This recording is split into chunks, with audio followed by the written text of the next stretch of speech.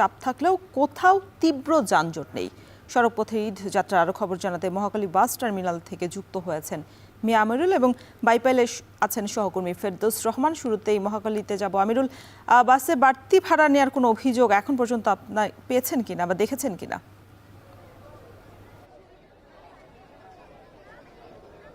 রওশন, বাসের যে বাড়তি ভাড়া সেটি হচ্ছে কিছু কিছু ক্ষেত্রে আমরা অভিযোগ পেয়েছি, তবে এর চেয়েও একটি কথা বলতে হয়।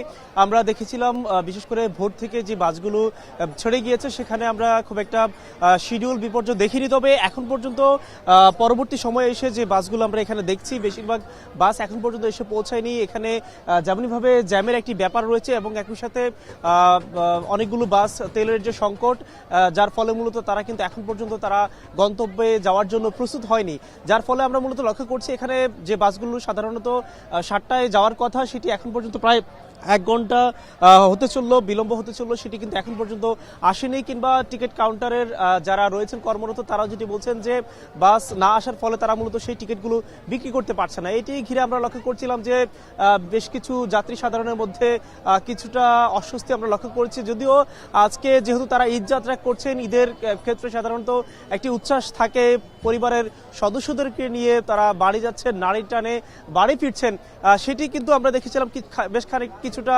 এখানে ভাটা পড়েছে, সেই আনন্দে আমরা সেটি লক্ষ্য করছিলাম। এবং একই সাথে আমরা রাজধানীর আরো বেশ কয়েকটি বাস কাউন্টার আমরা ঘুরছিলাম, যেমনইভাবে লক্ষ্য করছিলাম যে বিশেষ করে বেশিরভাগ মানুষ তারা কিন্তু সেহরি করেই তাদের নিজ নিজ গন্তব্যে তারা বেরিয়ে গিয়েছেন। যেহেতু আজকে এই যাত্রার 6ষ্ঠ দিন হতে চললো এবং সরকারি ছুটিরও 2য় দিন হতে চললো, আজকে অনেকটা স্বস্তি বলা চলে কিছুটা রয়েছে। এর আগের কয়েকদিন আমরা যেমনটি দেখেছিলাম যে বেশ কিছু বিড়ম্বনা পোহাতে হয়েছিল যাত্রীদেরকে, আজকে সেই বিড়ম্বনা কিছুটা কমেছে এবং আমরা দেখেছি এখানে আইন শৃঙ্খলা রক্ষাকারী বাহিনীর পক্ষ থেকে তারা কিন্তু বেশ কিছু বিষয়ে নজরদারি করছেন। পুলিশের কন্ট্রোল রুম রয়েছে এখানে আমরা দেখেছি মহাখালীর মধ্যে, এবং একই সাথে সরকারের পক্ষ থেকে আমরা দেখেছিলাম যে সড়ক পরিবহন মন্ত্রী যিনি রয়েছেন এবং সেই সাথে পুলিশের আইজিপি তারা কিন্তু এখানে বারে বারে তারা আসছেন। এবং আজকে আমরা যেমনটি জেনেছি যে গাবতলী বাস টার্মিনাল রয়েছে সেখানেও কিন্তু সড়ক মন্ত্রী তিনি আসবেন এবং এই যে সার্বিক অবস্থা তিনি সেটি পর্যবেক্ষণ করবেন। এবং সাথে আপনি জেনে থাকবেন যেহেতু ঈদযাত্রা ঘিরে মানুষের মধ্যে একটি অন্যরকম অবস্থা থাকে এবং মানুষ তাদের যে স্বস্তি নিয়ে তারা বাড়ি ফিরে সেই স্বস্তি কিন্তু আমরা অনেকটা লক্ষ্য করছি। এবং যেহেতু বলা চলে 1 থেকে 2 দিন পরে ঈদ হতে চললো, আমরা আজকেই নিশ্চিত হব হয়তোবা সব মিলিয়ে মানুষের ঈদযাত্রা বেশ স্বস্তির বলা চলে। রওশন, দর্শক, ঈদ যাত্রার আরও খবর জানাতে বাইপেল থেকে এই মুহূর্তে যুক্ত হয়েছেন ফেরদৌস রহমান। ফেরদৌস, সড়কে যানবাহনের চাপ কেমন দেখছেন? রওশন, আমি কিন্তু বাইপালে রয়েছি সাভারের। এই রোডটি দিয়ে ঢাকা টাঙ্গাইল মহাসড়কের যান চলাচল করে। এই রুটে উত্তরাঞ্চলে 26টি জেলার লোকজন চলাফেরা করে। তো আজকে সকাল থেকেই কিছুটা ধীরগতি দেখা যাচ্ছে যানবাহনে। আমরা জানি যে গার্মেন্টসগুলো আজকে বন্ধ হয়ে গিয়েছে, তারা কিছুক্ষণ আমরা জানি যে অনেক যাত্রী উত্তরাঞ্চলের উদ্দেশ্যে রওনা দিয়েছে ইতিমধ্যেই। এই রুট দিয়ে যেহেতু যান চলাচল করে সেই জন্যে এই রুটে কিছুটা ধীরগতি দেখা যায় এবং থেমে থেমে যানজট সৃষ্টি হয়।